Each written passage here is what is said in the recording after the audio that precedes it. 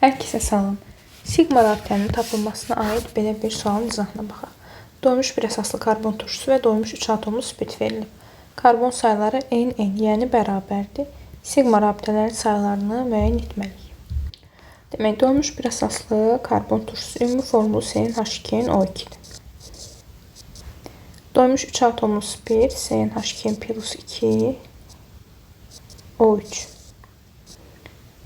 Sigma rabitə sayını rahat tapmaq üçün ümumi atom sayından bir vahid əklə. Bu qayda aiddir açıq quruluşlu maddələrə. Demək, indi burada sigma rabitələrin sayını tapmalıyıq. Sigma rabitənin sayını da A ilə işarə edilibdir. A bərabərdir.